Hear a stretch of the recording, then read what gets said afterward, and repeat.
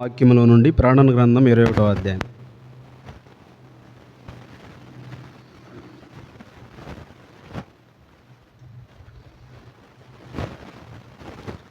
ప్రకటన గ్రంథం 21వ అధ్యాయం. మనం ఆరాధన చేయక పూర్వం కొంత సమయం వాక్యం ధ్యానం చేసుకుంటాము. మనం ప్రకటన గ్రంథం 21వ అధ్యాయం 5వ వచనం మనం అందరం కలిసి చదువుకుందామండి. ప్రకటన గ్రంథం 21వ అధ్యాయం 5వ వచనం. అప్పుడు సింహాసనసీనుడై ఉన్నవాడు, ఇదిగో సమస్తమును నూతనమైనవిగా చేయుచున్నానని చెప్పెను. మరియు ఈ మాటలు నమ్మకమును నిజమునై ఉన్నవని గనుక రాయమని ఆయన నాతో చెప్పుచున్నాడు. ప్రభు సహాయం కొరకై ప్రభు వైపు చూద్దాం. ప్రేమగల తండ్రి యేసుక్రీస్తు వారి శ్రేష్టమైన ఘనమైన నామంలో మీకు వందనములు స్తోత్రములు చెల్లిస్తున్నాం. ప్రభు మహాగణుడా, మహోన్నతుడా, పరిశుద్ధుడా, నిత్య నివాసి అయిన మా దేవ, అతి పరిశుద్ధ స్థలములో నివసించు మా గొప్ప దేవ, మీకు స్తోత్రాలు చెల్లిస్తూ ఉన్నాం. నిజముగా నాయన మీరు ఆరాధనలు పొందనర్హుడు ప్రభు. మీరు మాత్రం తప్ప వేరెవరు లేరు ప్రభు. ఇహమందు పరమందు మీరు స్తుతులకు పాత్రుడు, ఆరాధనలకు యోగ్యుడు. పరలోకమందు దూతల చేత పరిశుద్ధుడు పరిశుద్ధుడు పరిశుద్ధుడని ప్రతి గానములతో నిత్యము ఆరాధించబడుచున్న దేవా, మీకు స్తోత్రాలు. భూలోకంలో మాకు ఇచ్చిన ఈ ఆధిక్యతను బట్టి స్తోత్రాలు. మిమ్మల్ని ఆరాధించగలిగే ఆధిక్యతనిచ్చారు, అందుకే స్తుతులు చెల్లిస్తున్నాం.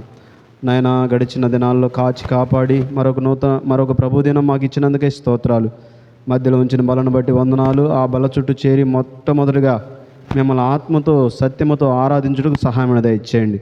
పాటల పరిచర్లు మీరు సహాయపడుతూ వచ్చారు ప్రభు.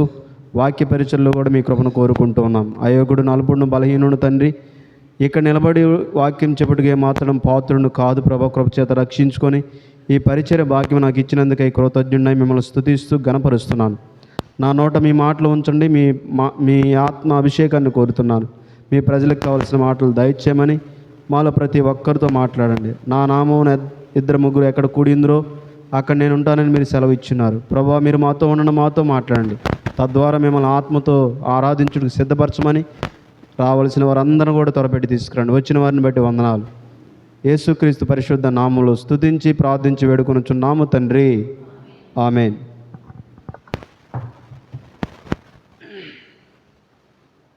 క్రీస్తునందు ప్రియులారా, మీ అందరూ కూడా యేసుక్రీస్తు వారి శ్రేష్టమైన నామములో శుభాలు తెలియజేస్తున్నాను. గడిచిన దినాలలో ప్రభువారు మనల్ని కాపాడి మనల్ని భద్రపరిచి మరి ప్రభు దినాన ఆయన ఆరాధించడానికి మనల్ని అందరిని కూడా తోడుకొని వచ్చాడు. అందుకే మనం అందరం కూడా దేవునికి కృతజ్ఞత వందనస్తులమై ఉన్నాము. ఆయనను ఆరాధించువారు ఆత్మతోనూ సత్యముతోనూ ఆరాధించాలి. ఆయన ప్రభువైన యేసుక్రీస్తు వారిని ఆరాధించాలి. కాబట్టి భూలోకములో క్రైస్తవులముగా దేవుడు మనకిచ్చినటువంటి ఆధిక్యత. కాబట్టి నిజమైన దేవుణ్ణి ఎవరైనా ఈ భూలోకంలో ఆరాధిస్తున్నారు అంటే వాళ్ళే క్రైస్తవులు. ప్రభు రక్తంలో కడగబడి విమోచింపబడి విడుదల పొందిన వారు క్రైస్తవులు, నిజమైన క్రైస్తవులు. వారే ఆ సృష్టికర్త అయిన దేవుణ్ణి ఆత్మతో సత్యముతో ఆరాధించువారు. కాబట్టి ఇక్కడ చూసినట్లయితే మనం చదివినటువంటి భాగంలో ప్రకటన గ్రంథం 21వ అధ్యాయం 5వ వచనంలో ఈ సంవత్సరం సార్వత్రిక సంఘానికి ఇచ్చినటువంటి వాగ్దానం అది. ఇదిగో నేను సమస్తమును నూతనమైనవిగా చేయుచున్నాను అని ప్రభువైన యేసుక్రీస్తు వారు ఆ మాటలు చెప్పడం మనం చూస్తాం. చెప్పబడిన మాటలు భక్త యోహాను, అపోస్తలుడైన యోహాను ఆ మాటలు రాయటం మనం చూస్తాం. కాబట్టి ప్రకటన గ్రంథం అనేది క్రొత్త నిబంధన యొక్క ప్రవచన గ్రంథం. పాత నిబంధన యొక్క ప్రవచన గ్రంథం దానియేలు గ్రంథం అయితే, క్రొత్త నిబంధన ప్రవచన గ్రంథం ప్రకటన గ్రంథం. ఇది భవిష్యత్తులో జరగబోయే విషయాల్ని ఆ భక్తుడు యోహాను గారు రాసిపెట్టాడు. ఆయన పాత్మాసు దీవిలో పరవశుడై ఉన్నప్పుడు దేవుడు ఆత్మతోటి మాట్లాడడం, తన స్వరాన్ని వినడం యోహాను గారు రాశాడు ఈ మాటలు. పాత్మాసు దీవి అంటేనే, అసలు దీవి అంటేనే చుట్టూత సముద్రం ఉంటుంది. ఏదో ఒక చిన్న ప్రాంతం, ఒక ప్రాంతం ఉంటుంది, చుట్టూత సముద్రం ఉంటుంది. ఆ పాత్మాసు దీవి అంటే ఆ దీవిలో ఎలాంటి పరిస్థితులు ఉన్నాయో ఇక యోహాను గారిని చంపటానికి వీలు పడక ఆ రోమా చక్రవర్తి ఆ కాలంలో ఆ దివిలో పెట్టేస్తారు వాళ్ళని, ఆ యోహాను గారిని. ఆ దివిలో ఉండి ఈ ప్రకటన గ్రంథం రాశాడు. ఎన్నో భయంకరమైన ప్రతికూలమైన పరిస్థితులు యోహానికి. పండు ముసలితనములో యోహాను భయపడుతూ క్రూర మృగాల శబ్దాలు, ఇక విషసర్పాలు ఎన్నో ఆ దివిలో. అయినప్పటికీ దేవుడు తోడుగా ఉన్నాడు యోహానికి. యోహాను భవిష్యత్తు యొక్క ప్రణాళిక ఎలాగ జరగబోతుంది, భవిష్యత్తులో ఏం జరగబోతాయో మరి ఇవన్నీ విషయాలు యేసు ప్రభువారు యోహాను గారికి తెలియజేయటం, యోహాను గారు ఈ ప్రకటన గ్రంథం రచించాడు. ప్రకటన గ్రంథం మొత్తం 22 అధ్యాయాలు అయితే మొదటి అధ్యాయంలో మరి పరిచయాలు మనం చూస్తాం. 2-3 అధ్యాయాలు 7 సంఘాల యొక్క వర్తమానాలు చూస్తాం. అంత మాత్రమే కాదు, 4-5 అధ్యాయాలు పరలోకపు దృశ్యాలు మనం చూస్తాం. 6 నుండి 12 వరకు, 6 నుండి 11 వరకు మొదటి శ్రమల కాలాలు శ్రమలు చూస్తాం. 12 నుండి 18 వరకు మహాశ్రమలను మనం చూస్తాం. తట్టుకోలేడు మానవుడు. అంత ఘోరమైన విపత్తుకరమైన పరిస్థితులు భవిష్యత్తులో జరగబోతున్నాయి అని ప్రకటన గ్రంథంలో భక్తుడు యోహాను రాయటం మనం చూస్తాం. ఇక తర్వాత చూస్తే 19-20 సంఘం ఎత్తబడిన ఆ సంఘం పరలోకము నుండి దిగి వచ్చుట మనం చూస్తాం. పెండ్లి కుమారుడు గొర్రె పిల్ల వివాహోత్సవ సమయము వచ్చి ఉన్నది. ప్రకటన గ్రంథం 19 అధ్యాయం మనం చూస్తాం. గొర్రె పిల్ల వివాహోత్సవ సమయము వచ్చి ఉన్నది. గొర్రె పిల్లకు తాను తన భార్య పెండ్లి కుమార్తె సిద్ధపరచుకున్నట్టు మనం చూస్తాం. అక్కడ 19-20 అధ్యాయాలు సంఘం దిగి రావడం మనం చూస్తాం. 21-22 అధ్యాయాలు నూతన సృష్టి, నూతన యెరూషలేము. ఇది ప్రకటన గ్రంథం యొక్క ఒక విశ్లేషణ మీకు చెప్పాను. ఇలాగ మనం విశ్లేషించి ప్రకటన గ్రంథం చదివితే కొంత అర్థం చేసుకోవడానికి వీలు అవుతుంది. ప్రకటన గ్రంథం అందరూ అర్థం చేసుకోవడానికి వీలు పడదు, కొంతమందికి అర్థమైద్ది. అయితే దేవుడు బయలుపరచాలని అనుకుంటే ఖచ్చితంగా బయలుపరుస్తాడు. అయితే మనలో ఉండాల్సింది ఆశ ఉండాలి. బైబిల్ వృక్షము, ఈ బైబిలు ఒక వృక్షానితో పోలిస్తే బైబిల్ వృక్షానికి ఆదికాండం ముద్దయితే ప్రకటన గ్రంథం ఒక చిటారు కొమ్మ అని చెప్పాలి. చిటారు కొమ్మ. మొద్దును పట్టుకొని చెట్టు ఎక్కగలం, కానీ చిటారు కొమ్మ ఎక్కగలమా? మనం ఎక్కలేం. చిటారు కొమ్మ ఎక్కితే పడే ప్రమాదాలు ఉంటాయి. కాబట్టి ప్రకటన గ్రంథం అర్థం చేసుకోవాలంటే సామాన్యమైన విషయం కాదు. అది తన దైవజనులకు బయలుపరుస్తూ ఉంటాడు దేవుడు. అయితే అందరికీ బయలుపరుస్తాడు. ఆశ ఉండాలి మనలో. కాబట్టి ప్రకటన గ్రంథం యొక్క పూర్తి వివరాలు ఇంకా ఎన్నో ఉన్నాయి, కొన్ని మీ మధ్యకి చెప్పాను. అయితే ఇక్కడ ఈరోజు మనకి సార్వత్రిక సంఘ వాగ్దానం ఏంటి? ఇదిగో సమస్తమును నేను నూతనమైనవిగా చేయుచున్నాను అని ప్రభువైన యేసుక్రీస్తు వారు చెప్పడం మనం చూస్తాం. నేను సమస్తమును నూతనమైనవిగా చేయుచున్నాను అంటే భవిష్యత్తులో జరిగే విషయాల్ని చెబుతున్నాడు అనమాట. భవిష్యత్తులో ఏంటి నూతనమైగా చేస్తాడో దేవుడు చెబుతున్నాడు. నూతన ఆకాశం, నూతన భూమి, నూతన యెరూషలేము, పరిశుద్ధమైన పట్టణం, ఇవన్నీ ఉంటాయి నూతనంగా. ఈ భవిష్యత్తులో మనం చూస్తాం. అయితే ఇప్పటికే క్రైస్తవులంగా రక్షణ పొందిన విశ్వాసులమైన మన జీవితాల్లో దేవుడు ఇప్పటికే మన జీవితంలో నూతనమైనవి ఎన్నో చేశాడు. ఇవి ఈరోజు ఆ నూతనమైనవి ఏంటి అనేది మనం బైబిల్లో చూద్దాం. ఈరోజు అంశం ఏంటనంటే యేసుక్రీస్తు నూతనమైనవిగా చేయుట. రండి, మొదటి మాట కొరింథీయులకు రాసిన 2వ పత్రిక. మన మనసులో ఇంకో వాక్యంపై నిలుపుదాం. కొరింథీయులకు రాసిన 2వ పత్రిక 5వ అధ్యాయం. కొరింథీయులకు రాసిన 2వ పత్రిక 5వ అధ్యాయం. ఇక్కడ ఏముంటుంది? 17వ వచనం. కాగా ఎవడైనా క్రీస్తు యేసు నందున్న ఎడల వాడు నూతన సృష్టి. కాగా ఎవడైనను క్రీస్తు యేసు నందున్న ఎడల వారెవరు? నూతన సృష్టి. కాబట్టి క్రీస్తు యేసు నందున్న వారు ఎలాంటి వారండి? నూతన సృష్టి. అంటే ఇప్పుడు నూతన సృష్టి అనేది ఉంది, అలాగా పాత సృష్టి కూడా ఉంది. అంటే నూతన సృష్టి, పాత సృష్టి. నూతన సృష్టి అంటే నూతన జన్మ, నూతన మానవుడు. పాత సృష్టి అంటే పాత మానవుడు, ప్రాచీన పురుషుడు. పాత సృష్టి అంటే పాత మానవుడు, ప్రాచీన పురుషుడు. నూతన సృష్టి అంటే నవీన పురుషుడు. నవీనం అంటే క్రొత్తది, నూతనము అని అర్థం నవీనం అంటే. అందుకే మనం అందరం కూడా ఒకప్పుడు క్రీస్తునందులేం, క్రీస్తుకు వేరుగా, క్రీస్తుకు దూరముగా, క్రీస్తుకు వేరై ఉన్నాం. క్రీస్తుకు వేరై ఉన్న నువ్వు నేను మనం అందరం ఎలాంటి వారు? పాత మనుషులము, పాత సృష్టి. ఎఫెసీయులకు రాసిన పత్రిక 4వ అధ్యాయం, ఎఫెసీయులకు రాసిన పత్రిక 4వ అధ్యాయం ఇక్కడ మనం చూసినట్లయితే ఎఫెసీయులకు రాసిన పత్రిక 4వ అధ్యాయం 22వ వచనం. కావున మునుపటి ప్రవర్తన విషయంలోనైతే మోసకరమైన దురాశల వలన చెడిపో మీ ప్రాచీన స్వభావమును వదులుకొని, ప్రాచీన స్వభావము అని సంఖ్య 3 వేసి కిందేం రాస్తాడు? మూల భాషలో ఏమనుంది? ప్రాచీన పురుషుడు. ప్రాచీన పురుషుడు. ప్రాచీన పురుషుల్లో ఏముందండి? మోసకరమైన దురాశలు ఉన్నాయి. ప్రాచీన పురుషులు ఏమున్నాయి? మోసకరమైన దురాశలు. మనం అందరం కూడా ఒకప్పుడు క్రీస్తునందు లేం. మనం అందరం ఎవరు? ప్రాచీన పురుషులం, పాత మానవులం, పాత మనుషులం, పాత మనుషులం. అయితే పాత మనుషులు ఏముంది? మోసకరమైన దురాశలు ఉన్నాయి. మోసకరమైన దురాశలు. దురాశ అంటేనే మోసం. ఇంక మరలా మోసకరమైన దురాశలు పాపానికి ఎంత ప్రేరేపిస్తాయో భయంకరంగా ప్రేరేపిస్తాయి. కాబట్టి అందుకే యాకోబు రాసిన పత్రిక 1వ అధ్యాయం 18వ వచనంలో దురాశ గర్భం ధరించి పాపమును కనగా పాపం పరిపక్వమై మరణమును కనుగును, మరణము కనును.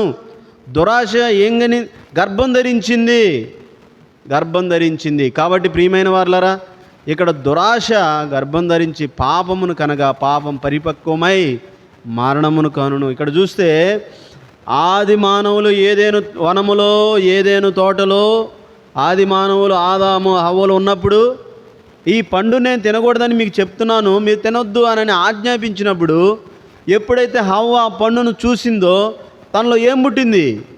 దురాశ పుట్టింది. ఏం పుట్టిందండి? దురాశ పుట్టింది. దురాశ వలన ఏం చేసింది? ఆ పండును తీసుకొని తిన్నది. అందుకే దేవుని వాక్యంలో ఏం చెప్తుంది? యోహాను రాసిన మొదటి పత్రిక 3వ అధ్యాయం 4వ వచనంలో ఆజ్ఞ అతిక్రమమే పాపం, పాపం చేయు ప్రతివాడు ఆజ్ఞను అతిక్రమించును. కాబట్టి ఆది మానవులు ఆజ్ఞ అతిక్రమించి పాపం చేశారు. కాబట్టి ప్రియమైన వారలారా, ఇవన్నీ కూడా దురాశల వలన కలిగేవి. మానవుడు దురాశపరుడైపోయాడు. పాత మానవుడు ఎలాంటి వాడు? దురాశపరుడు. పాత మానవుడు దురాశపరుడు. ప్రాచీన పురుషుడు, పాత పురుషుడు దురాశపరుడు. మోసకరమైన దురాశలు ఉన్నాయి. మనం కూడా అలాంటి వారమే. మనం అందరం కూడా ప్రాచీన పురుషులము, ప్రాచీన పురుషులము. మరి శరీరం యొక్క మనసు యొక్క కోరికలు నెరవేర్చుకొనుచు దైవోగ్రతకు పాత్రులమై ఉన్నాం. కాబట్టి ప్రియమైన వారలారా, మన ప్రాచీన పురుషులు మనం అందరం కూడా పాత మనుషులము, పాత మనుషులము, పాత మనుషులం. అయితే కృపగలవాడు, కరుణా సంపన్నుడగు దేవుడు. అయితే ఈరోజు ఎవడైనను క్రీస్తు నందున్న ఎడల వాడు నూతన సృష్టి అని చెప్పాం కదా. ఈరోజు మనం అందరం ఎక్కడున్నాం? ఎక్కడున్నాం? క్రీస్తు నందున్నాం. ఎక్కడున్నామండి? క్రీస్తు నందున్నాం. ఆయనలో, ఆయనతో, ఆయన దగ్గర ఉన్నాం. ఇప్పుడు మనం అందరం ఎవరు? నూతన సృష్టి, నూతన సృష్టి, నవీన స్వభావాన్ని, నవీన పురుషులం. మనం నవీనత్వాన్ని మనం ధరించుకొని ఉన్నాం. క్రొత్త జీవితం మనకు కలిగింది. క్రొత్త జీవితం అంటే క్రొత్త జన్మ అని చెప్పాను కదా. క్రొత్త జన్మ, నూతన జన్మ. అందుకే మనల్ని ఎలాగన్నాడు? మనల్ని ఎలాగన్నాడు? ఆయన సత్యవాక్యము వలన ఆయన సంకల్పం ప్రకారం కనిను. యాకోబు రాసిన పత్రిక 1వ అధ్యాయం, యాకోబు రాసిన పత్రిక 1వ అధ్యాయం, యాకోబు రాసిన పత్రిక 1వ అధ్యాయం 18వ వచనం. ఆయన తాను సృజించిన వాటిలో మనం ప్రథమ ఫలముగా ఉండునట్లు సత్యవాక్యము వలన మనల్ని తన సంకల్పం ప్రకారం కనిను. ఇది నూతన జన్మ, నూతన జన్మ, నూతన సృష్టి. దేవానికి స్తోత్రాలు ప్రభువా. నన్ను నూతనమైన వాడుగా, నన్ను నూతనమైన దానిగా చేసేవు ప్రభువా. నూతన సృష్టిగా. నేను ఒకప్పుడైతే ప్రాచీన పురుషుణ్ణి, పాత స్వభావం నాలో ఉంది. దురాశలు, మోసకరమైన దురాశలు నాలో ఉన్నాయి. తద్వారా పాపానికి ప్రేరేపించబడ్డా. అయితే ఈరోజు యేసయ్యా, నీ వాక్కుని విని నీ సన్నిధికి వచ్చాను. నీలో ఉన్నాను ప్రభువా. ఈరోజు నేను నూతన సృష్టి. నన్ను నూతన సృష్టిగా చేసేవు ప్రభువా, నీకు వందనాలు స్తోత్రాలు చెల్లిస్తున్నానని దేవుణ్ణి మనం ఆరాధించాలి. ప్రాచీన పురుషుల్లో మోసకరమైన దురాశలు ఉన్నాయి. శరీరం యొక్క మనసు యొక్క కోరికలు నెరవేర్చుకునుచు దైవోగ్రతకు పాత్రులను. దేవుని ఉగ్రత ఉన్నది, అయితే ఈరోజు మనకి దేవుని ఉగ్రత లేదు. ఎందుకు? క్రీస్తు నందున్నాం, క్రీస్తులో ఉన్నాం, నూతన సృష్టిగా చేయబడ్డాం. ఒకటి నూతన సృష్టిగా. ప్రకటన గ్రంథం 21వ అధ్యాయం 5వ వచనం, ఇదిగో సమస్తమును నూతనమైనవిగా చేయుచున్నాను, ఇదిగో సమస్తమును నూతనమైనవిగా చేయుచున్నాను అనని దేవుని వాక్యం సెలవిస్తుంది. తీతు రాసిన పత్రిక 3వ అధ్యాయం, తీతు రాసిన పత్రిక 3వ అధ్యాయం 5వ వచనం, తీతు రాసిన పత్రిక 3వ అధ్యాయం 5వ వచనం. ఇక్కడ మనం చూసినట్లయితే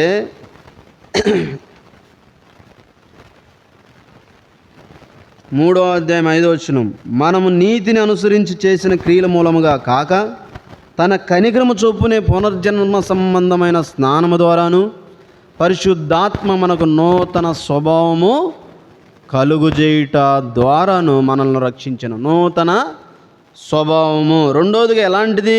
నూతన స్వభావం. మన నూతన స్వభావం. ఇప్పుడు నూతన స్వభావం అంటే ఆత్మ సంబంధమైన స్వభావం.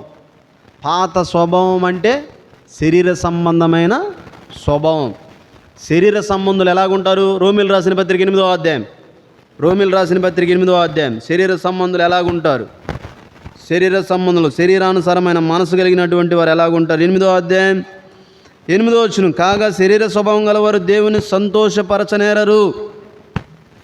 9వ వచనం, దేవుని ఆత్మ మీలో నివసించి ఉన్న ఎడల మీరు ఆత్మ స్వభావం గలవారే కానీ శరీర స్వభావం గలవారు కారు. ఎవడైనా క్రీస్తు ఆత్మ లేనివాడైతే వాడాయన వాడు శరీరానుసారమైన మనస్సు ఎలాంటిది? మరణము. కాబట్టి ఇక్కడ చూస్తే ఒకప్పుడు మనం అందరం కూడా శరీర స్వభావం కలిగిన వారం. శరీరం.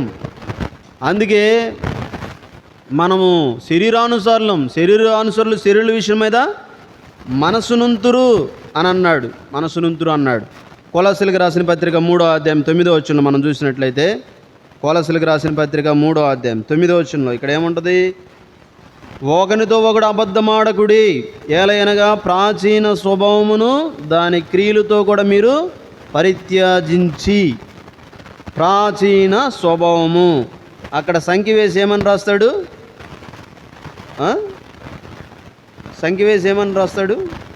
శరీరము అని అంటాడు. ప్రాచీన స్వభావం అంటే ఏంటిది? పాత స్వభావం. నవీన స్వభావం అంటే క్రొత్త స్వభావం. మీరు ఈ రెండిటి యొక్క డిఫరెన్సెస్ తెలుసుకోవాలి మనం.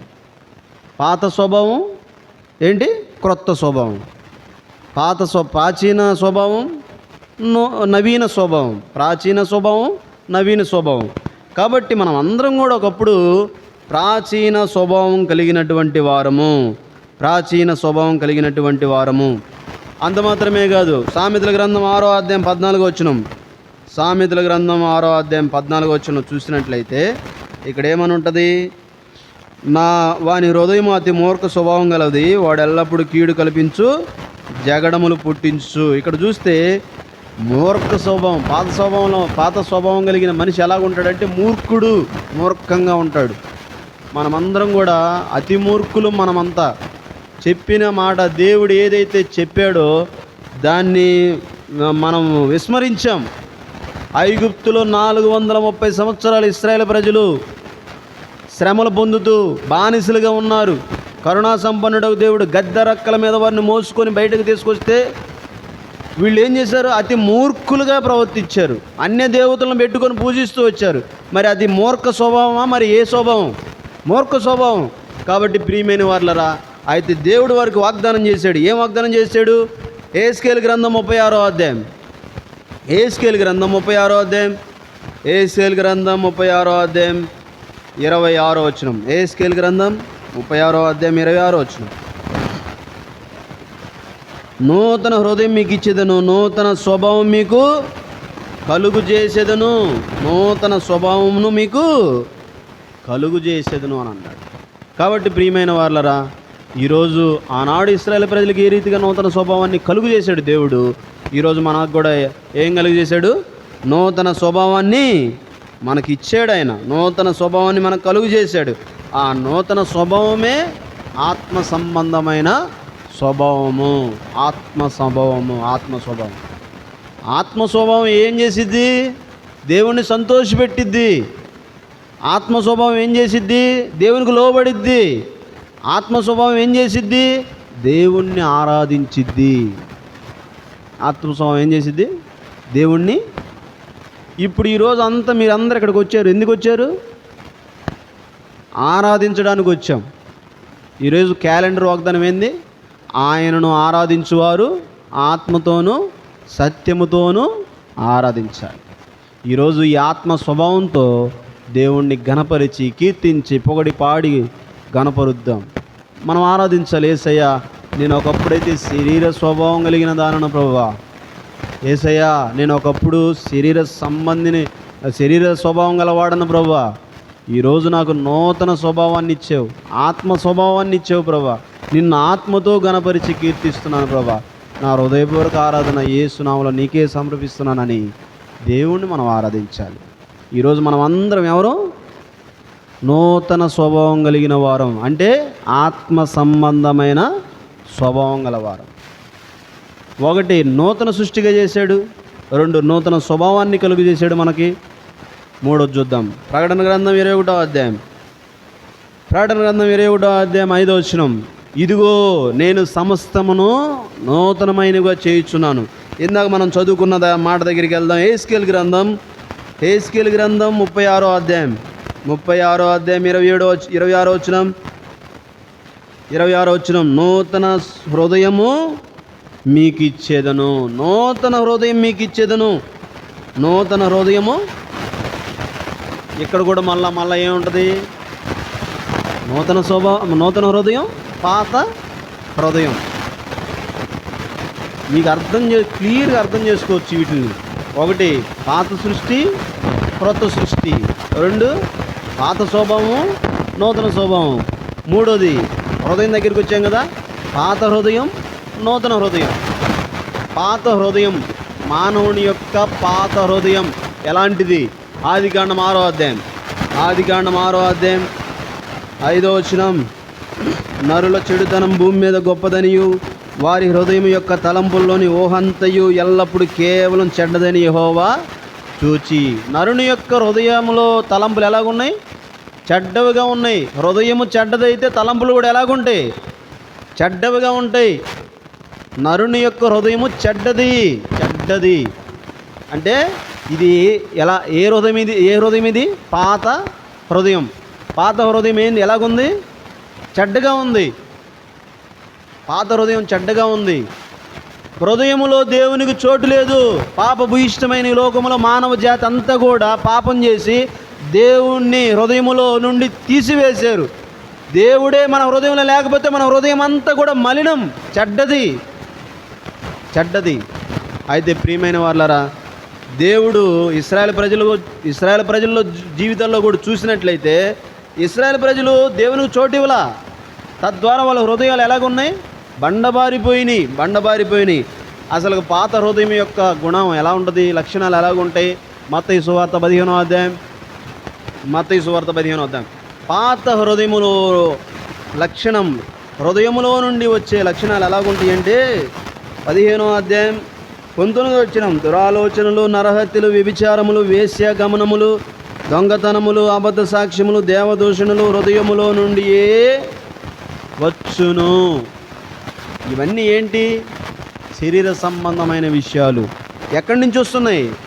హృదయములో నుండి వస్తున్నాయి. హృదయములో నుండి వచ్చి మానవుడిని ఏం చేస్తున్నాయి? అపవిత్రపరుస్తున్నాయి. దురాలోచనలు, నరహత్యలు, వ్యభిచారములు ఇశ్రాయేలు జాతిలో ఉన్నాయి. అందుకే దేవుడు ఏమన్నాడు ఇక్కడ? రండి 15వ అధ్యాయము. యెషయా ప్రవక్త రాస్తాడు. ఏమని రాస్తాడు? 15వ అధ్యాయం మత్తయి సువార్త 7వ వచనం. వేషధారులారా, ఈ ప్రజలు తమ పెదవులతో నన్ను ఘనపరచుదురు గాని వారి హృదయము నాకు దూరముగా ఉన్నది. ఎందుకు దూరంగా ఉంది? హృదయంలో నుండి వచ్చేవన్నీ కూడా చెడ్డవి కాబట్టి అందుకే దేవునికి దూరముగా ఉన్నాయి. కాబట్టి ప్రియమైన వాళ్ళారా, ఇశ్రాయేలు ప్రజల యొక్క జీవితాల్లో చెడ్డ హృదయం కలిగినటువంటి వారిగా ఉన్నారు, చెడు హృదయం కలిగినటువంటి వారిగా ఉన్నారు. అంత మాత్రమే కాదు, పాత మనుషులు సొదొమ గొమొర్రాల యొక్క పాపము బహు గొప్పది అని అంటాడు. ఎందుకు? హృదయము చెడ్డదైపోయి మానవుడు విచ్చలవిడితనం ఎక్కువైపోయి నరహత్యలు, వ్యభిచారాలు, ఘోరాతి ఘోరమైన పాపాలు చేస్తూ వచ్చారు. హృదయం బాగలేదు. ఒక చెడ్డ పని చేయాలంటే ఎక్కడి నుంచి పుట్టిద్ది ఆలోచన? హృదయంలో నుండే పుట్టిద్ది. ఒక చెడు పని మనం చేయాలంటే ఎక్కడి నుంచి పుట్టిద్ది? హృదయంలో నుండే పుట్టిద్ది. పలానా వ్యక్తిని చంపాలంటే హృదయంలో తలస్తాడు, పలానా వ్యక్తిని చంపాలని. కయ్యూను హృదయంలో పుట్టింది చెడు. హేబేలుని ఏం చేశాడు? నిర్దాక్షిణ్యంగా చంపేశాడు. కారణం ఏంటి? హృదయం చెడు హృదయం. కాబట్టి ప్రియులారా, మన జీవితాల్లో కూడా ఒకప్పుడు ఇలాంటి హృదయం కలిగినటువంటి వారిగా ఉన్నాం. అయితే ఈరోజు మనం ఏం చేసాం? దేవుడు మనల్ని ఏం చేశాడు? అందుకే అంటాడు, రండి సామెతల గ్రంథం 22వ అధ్యాయం, సామెతల గ్రంథం 23వ అధ్యాయం 26వ వచనం. నా కుమారుడా నీ హృదయము నాకిమ్ము, నా కుమారుడా నీ హృదయము నాకిమ్ము. అందుకే దేవుని వాక్యాన్ని మనం విన్నాం, హృదయ శుద్ధి గలవారు ధన్యులు, వారు దేవుణ్ణి చూచెదరు. హృదయ శుద్ధి గలవారు ఎవరు? ధన్యులు, వారు దేవుణ్ణి చూస్తారని వాక్యం చెప్తుంది. యేసుప్రభువు వారు చెప్పాడు ఆ వాక్యాన్ని. అలాంటి వాక్యాలు మనం విన్నాం. మన హృదయం ఇప్పుడు ఎవరికి ఇచ్చాం? యేసుప్రభువు వారికి ఇచ్చాం. మన హృదయాలు మన దగ్గర ఉంటే అవి చెడిపోయినవి. ఎప్పుడైతే మన హృదయం దేవునికి ఇచ్చామో మంచి హృదయాలు, నూతన హృదయం అంటే దేవుని యొక్క తలంపులతో నిండి ఉన్న హృదయం, దేవుని యొక్క తలంపులతో నిండి ఉన్న హృదయం. అందుకే దావీదు అంటాడు 9వ కీర్తన 1వ వచనం, 9వ కీర్తన 1వ వచనం ఏమంటాడు? నా పూర్ణ హృదయముతో నేను యెహోవాను స్తుతించెదను. అసంపూర్ణమైన హృదయం ఒకప్పుడు మన హృదయం, ఇప్పుడు పరిపూర్ణ హృదయం. ఎందుకు? సృష్టికర్త అయిన దేవుడు మన హృదయంలో ఉన్నాడు. ఈరోజు మన హృదయాలు ఆయన దగ్గర ఉన్నాయి. పూర్ణ హృదయముతో యెహోవాను స్తుతించెదను అంటున్నాడు. కాబట్టి ఆయన హృదయం మనకి ఇచ్చాం, మన హృదయాన్ని మార్చాడు. ఎలాంటి హృదయం మనం ఇప్పుడు? ఎలాంటి హృదయం అంది ఇప్పుడు? నూతన హృదయం. పాత హృదయాన్ని తీసివేసి నూతన హృదయాన్ని తీసుకొచ్చాడు. 1 నూతన సృష్టిగా చేశాడు, 2 నూతన స్వభావాన్ని ఇచ్చాడు, 3 నూతన హృదయాన్ని ఇచ్చాడు. ప్రకటన గ్రంథం 21వ అధ్యాయం 5వ వచనం, ఇదిగో సమస్తమును నూతనమైనవిగా చేయిచున్నాను అని అన్నాడు.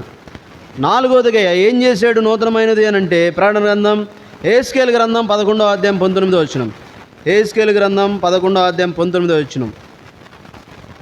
ఇశ్రాయేలు ప్రజలకు చేసినటువంటి వాగ్దానాల్లో మనం ఒకసారి జ్ఞాపకం చేసుకుంటే 11వ అధ్యాయం 19, వారు నా కట్టడలను నా విధులను అనుసరించి గైకొన్నట్లు నేను వారి శరీరంలో నుండి రాతి గుండెని తీసివేసి వారికి మాంసపు గుండెను ఇచ్చి వారికి ఏక మనసు కలుగజేసి వారి యందు నూతనాత్మను పుట్టింతును. వారి యందు ఏం చేస్తానన్నాడు?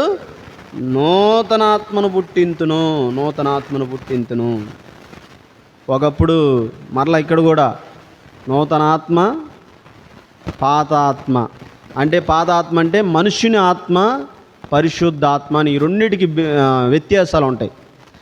మనిషిని దేవుడు చేసినప్పుడు శరీరము, ప్రాణము, ఆత్మ ఈ 3 పెట్టాడు.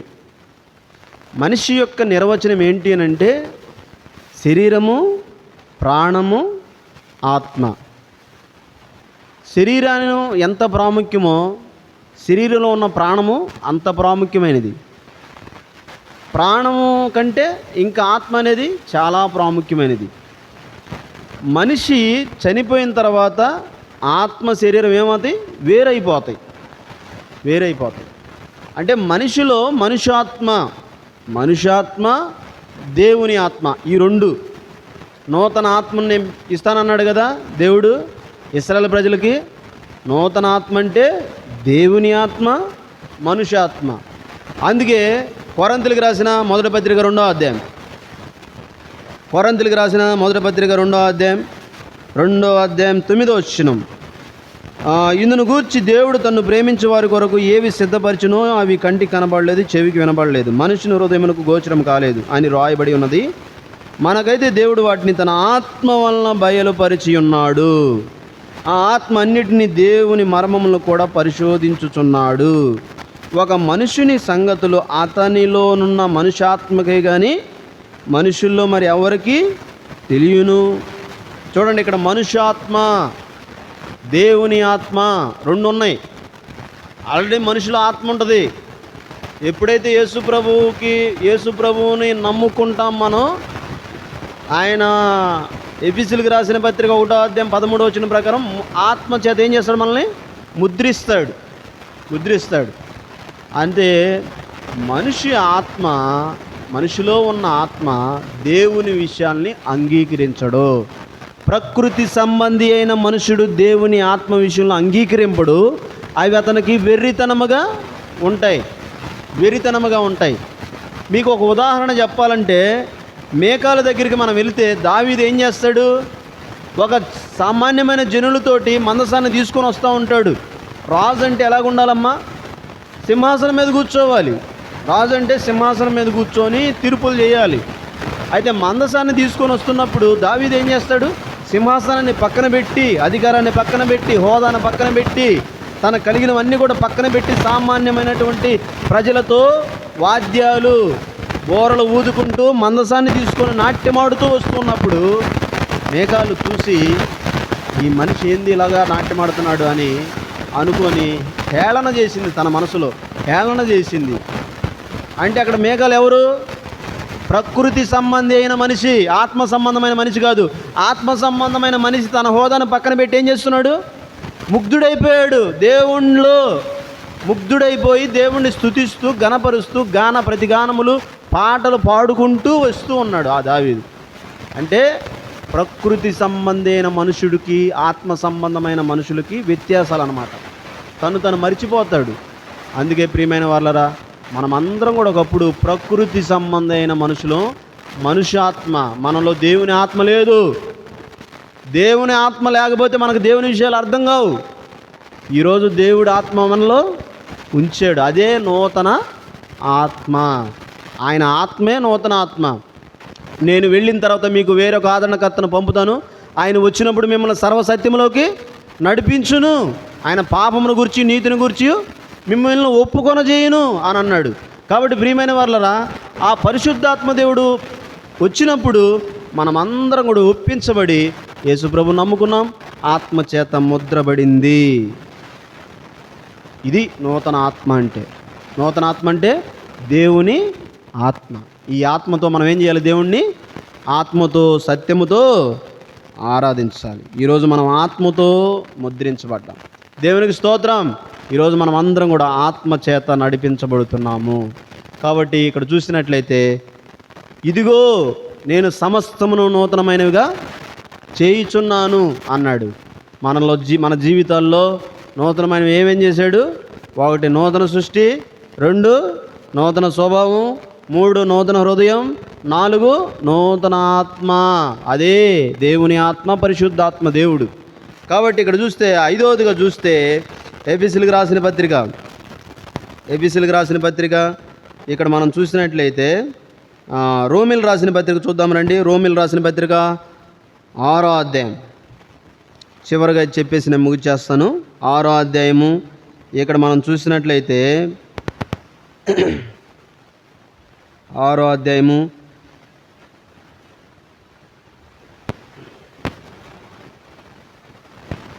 ఇక్కడ 5వ వచనంలో మనం చూసినట్లయితే 5వ వచనం, క్షమించండి, 4వ వచనం.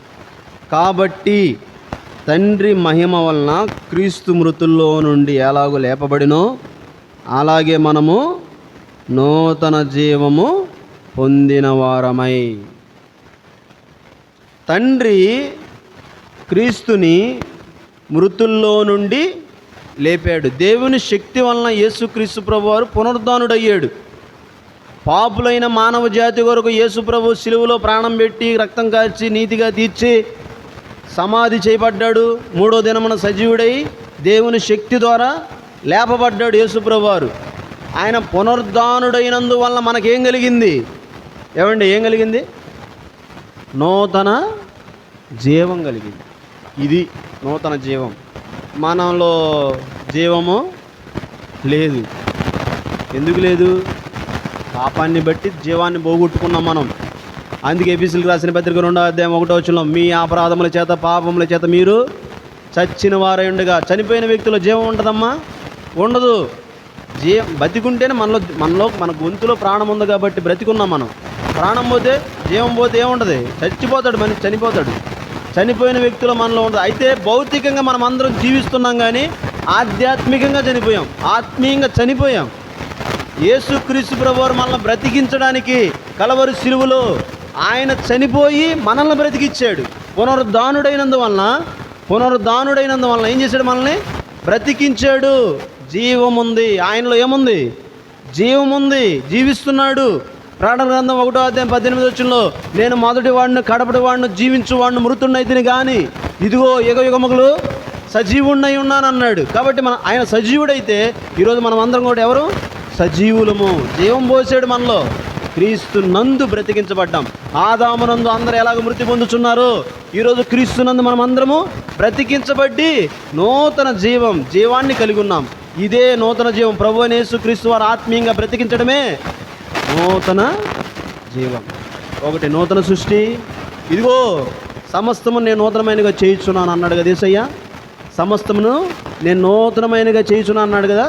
ఏం చేశాడు మన జీవితాల్లో? ఒకటి నూతన సృష్టిగా చేశాడు. రెండోది నూతన స్వభావాన్ని కలుగు చేశాడు. 3 నూతన హృదయాన్ని ఇచ్చాడు.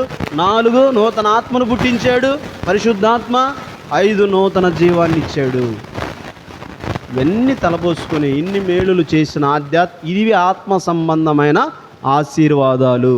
ఈ ఆశీర్వాదాలను తలపోసుకుంటూ క్రీస్తుని ఆత్మతో సత్యముతో ఆరాధించవలసిందిగా మనం చేస్తున్నాం. మన ఆరాధనలో ప్రవేశిద్దాం.